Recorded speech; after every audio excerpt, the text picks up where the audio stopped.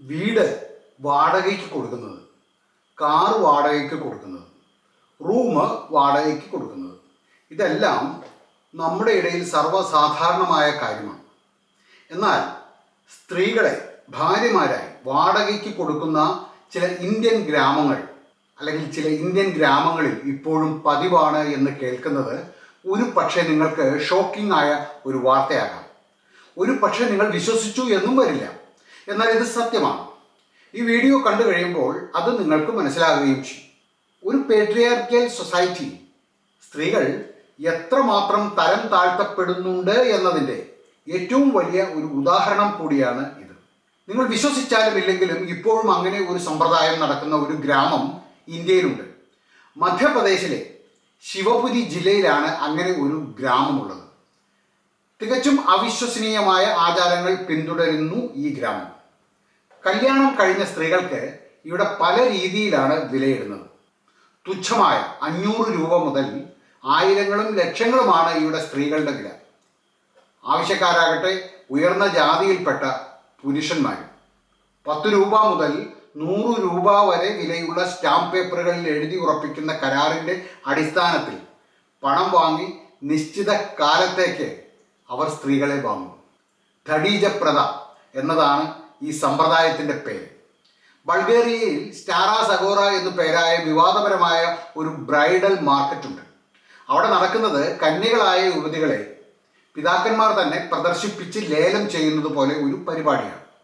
പാരമ്പര്യവും ചരിത്രപരവുമായ ഒട്ടേറെ കാര്യങ്ങൾ അതിൻ്റെ പിന്നിലുണ്ട്. സമാന രീതിയിലുള്ള സമ്പ്രദായങ്ങൾ ബർമ്മ, ഇപ്പോഴത്തെ Myanmar, Pakistan, Laos, north Korea ഇങ്ങനെയുള്ള രാജ്യങ്ങളിലുമൊക്കെ ഉണ്ട്. എന്നാൽ മധ്യപ്രദേശിലെ ശിവപുരി ഗ്രാമത്തിൽ സ്ത്രീകളെ ഭാര്യമാരായി വാടകയ്ക്ക് നൽകുന്ന ഈ ആചാരത്തിന് വർഷങ്ങളോളം പഴക്കമുണ്ട്. ഞാൻ ആദ്യം പറഞ്ഞു, ധഡീജ പ്രഥ എന്നാണ് ഈ ഒരു ആചാരത്തിൻ്റെ പേര്. ദശകങ്ങളായി ശിവപുരിയിൽ നടന്നു വരുന്ന ഒരു സമ്പ്രദായമാണിത്. പെൺകുട്ടികളെ ഭാര്യമാരെ ഒക്കെ കാഴ്ച വസ്തുക്കളെ പോലെ പ്രദർശിപ്പിച്ച് വിൽക്കുന്ന ഏറ്റവും മ്ലേച്ഛമായ ഒരു സമ്പ്രദായം. മാതാപിതാക്കൾ, രക്ഷിതാക്കൾ അല്ലെങ്കിൽ ഭർത്താക്കന്മാർ ഇവരൊക്കെയാണ് ഇങ്ങനെ സ്ത്രീകളെ വർഷത്തിൽ ഒരു ദിവസം വരുന്ന ഈ ചന്തയിലേക്ക് എത്തിക്കുന്നത്. നമ്മുടെ രാജ്യം ഇത്രയും പുരോഗതിയിൽ എത്തിയിട്ടും നമ്മൾ ചൊവ്വയിലേക്ക് മനുഷ്യനെ അയക്കുവാൻ തയ്യാറെടുക്കുമ്പോൾ 2047 ഭാരതത്തെ എല്ലാ നിലയിലും ഒന്നാമതെത്തിക്കുന്നത് സ്വപ്നം കാണുന്ന ഒരു പ്രധാനമന്ത്രിയുള്ള ഒരു രാജ്യത്താണ് ഇത്രയും നികൃഷ്ടമായ ഈ സമ്പ്രദായം ഇപ്പോഴും തുടരുന്നത് എന്നതാണ് ഏറ്റവും അപമാനകരമായ സംഭവം. സ്ത്രീകളെ ചന്തയിലാണ് വിൽപ്പനയ്ക്കായിട്ട് സാധാരണ എത്തിക്കുന്നത്. കലങ്ങളും പാത്രങ്ങളും മറ്റ് വിൽപ്പന വസ്തുക്കളും ഒക്കെ നിരത്തി വെച്ചിരിക്കുന്നത് പോലെ സ്ത്രീകളെ ചന്തയിൽ നിർത്തി നിരത്തും. നെറ്റിയിൽ സിന്ദൂരമണിഞ്ഞ് കഴുത്തിൽ മാല ചാർത്തി, താലി ചാർത്തി, തുണി കൊണ്ട് ശിരസ് മറച്ചാണ് സ്ത്രീകളെ സാധാരണ നിർത്തുക. ദരിദ്ര കുടുംബങ്ങളിലെ സ്ത്രീകളെയാണ് ഇത്തരത്തിൽ വിൽപ്പനയ്ക്കായിട്ട് വെക്കുന്നത്. കയ്യിൽ പണമുള്ള ആർക്കും ഇവരെ വാടകയ്ക്കെടുക്കാം. വിവാഹം നടക്കാതെ പോകുന്ന പണക്കാരായ ബിസിനസ്സുകാരും അവിവാഹിതരായ പുരുഷന്മാരുമാണ് ഇത്തരത്തിൽ വാടകയ്ക്ക് ഭാര്യമാരെ അന്വേഷിച്ച് എത്തുന്നത്. 1 മാസം മുതൽ 1 വർഷം വരെയുള്ള കരാറുകൾ ലഭ്യമാണ്. 10 രൂപയുടെയോ 100 രൂപയുടെയോ മുദ്രപത്രം വാങ്ങിയാണ് കരാർ എഴുതുന്നത്. സാധാരണ 10,000 മുതൽ 25,000 രൂപയ്ക്ക് വരെയാണ് ഇവിടെ കരാറുകൾ ഉറപ്പിക്കുക. പക്ഷേ ചില അവസരങ്ങളിൽ സുന്ദരികളായ സ്ത്രീകൾ, കന്യകകൾ, അതുപോലെ ഫിസിക്കലി അപ്പീലിംഗ് ആയിട്ടുള്ള സ്ത്രീകളുടെയൊക്കെ വാടക 2 ലക്ഷം രൂപ വരെ എത്താറുണ്ട്. കന്യകളല്ലാത്ത പെൺകുട്ടികൾക്കാണ് 10,000 മുതൽ 15,000 രൂപ വരെ വാടക. കാലാവധി പൂർത്തിയായിട്ടും അതേ സ്ത്രീക്കൊപ്പം വീണ്ടും ജീവിക്കണമെന്ന് ഒരാൾക്ക് തോന്നിയാൽ കരാർ പുതുക്കുവാനുള്ള സൗകര്യവും ഇവിടെ ഉണ്ട്.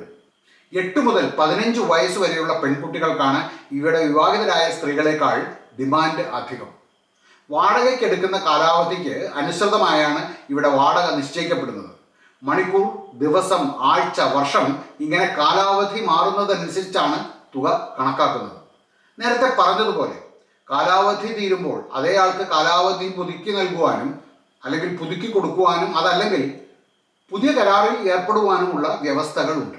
ധഡീജ പ്രഥയുടെ ഏറ്റവും ദുഃഖകരമായ മറ്റൊരു വശം എന്താണ് എന്ന് വെച്ചാൽ 6 വയസ്സുള്ള കുട്ടികളെ വരെ ഇവിടെ വാടകയ്ക്ക് വെക്കുന്നു എന്നതാണ്. പ്രായപൂർത്തിയാകുന്നതിന് മുൻപ് തന്നെ പെൺകുട്ടികൾ ലൈംഗിക ചൂഷണത്തിന് വിധേയരാകുന്നു. അതിലും ദുഃഖകരമായ വസ്തുത, മാതാപിതാക്കൾ തന്നെ കുട്ടികളുടെ സ്വാഭാവികമല്ലാത്ത ശരീര വളർച്ചയ്ക്കും മറ്റുമായി പ്രത്യേകതരം മരുന്നുകൾ കുട്ടികൾക്ക് കൊടുക്കുന്നു എന്നതാണ്. പെൺകുട്ടികൾക്ക് പ്രായപൂർത്തിയായി എന്ന് തോന്നിക്കുവാനും അങ്ങനെ വാടക കമ്പോളത്തിൽ കൂടുതൽ വില കിട്ടുവാനും ഉദ്ദേശിച്ചാണ് ഇവർ ഇങ്ങനെ ചെയ്യുന്നത്. ഇങ്ങനെ വിവാഹിതരായി പോകുന്ന പെൺകുട്ടികളെ പാരോ അല്ലെങ്കിൽ മോൾക്കി എന്നാണ് വിളിക്കുന്നത്. അതിൻ്റെ അർത്ഥം പ്രൈസ്ഡ് അഥവാ വിലയുള്ളത് എന്നാണ്. അതീവ സങ്കടകരമായ സാഹചര്യമാണ് ഈ പെൺകുട്ടികൾ അവരെ വാടകയ്ക്കെടുക്കുന്ന വീടുകളിൽ നേരിടേണ്ടി വരുന്നത്. അവരെ കൊണ്ടുപോകുന്ന ഭർത്താക്കന്മാരല്ലാത്ത വീട്ടിലുള്ള മറ്റ് ആണുങ്ങളുടെ എല്ലാം പീഡനം അവർക്ക് സഹിക്കേണ്ടി വരുന്നുണ്ട്. ആണുങ്ങളെന്ന് പറയുമ്പോൾ ചില വീടുകളിൽ ഭർത്തൃപിതാക്കന്മാരുടെ വരെ പീഡനം ഏൽക്കേണ്ടി വരുന്നുണ്ട്. ഞാൻ പറയാതെ തന്നെ നിങ്ങൾക്ക് മനസ്സിലാകും ആ പെൺകുട്ടികളുടെ ഒരു അവസ്ഥ. പെൺകുട്ടികളുടെ വീട്ടുകാർ അവളെ പണം സമ്പാദിക്കുന്ന ഒരു യന്ത്രം എന്ന രീതിയിലും വാടക വീട്ടിലോ അവളെ ഒരു കളിപ്പാട്ടം എന്ന രീതിയിലും. ഒടുക്കം പല പെൺകുട്ടികൾക്കും HIV-യും എയ്ഡ്സും ഹെപ്പറ്റൈറ്റിസ് ബിയും ഒക്കെയാണ് സമ്പാദ്യം. 3000-ലധികം സ്ത്രീകളെയാണ് ഇത്തരത്തിൽ ഓരോ വർഷവും ഇവിടെ വാടകയ്ക്ക് നൽകുന്നത്. ലൈംഗിക ദാരിദ്ര്യമാണ് ഈ അനാചാരം ഇപ്പോഴും നിലനിൽക്കാൻ കാരണം.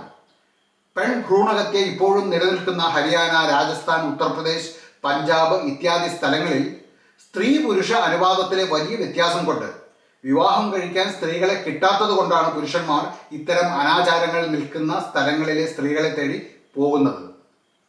എന്നാൽ വിദ്യാഭ്യാസവും വികസനവും എത്താത്ത ഉൾഗ്രാമങ്ങളിൽ പെൺഭ്രൂണഹത്യ ഇപ്പോഴും നിലനിൽക്കാൻ കാരണം ദഡീജപ്രഥ പോലെയുള്ള ഇത്തരം അനാചാരങ്ങൾ ഉള്ളതുകൊണ്ട് കൂടിയാണ് എന്നതാണ് പരമാർത്ഥം.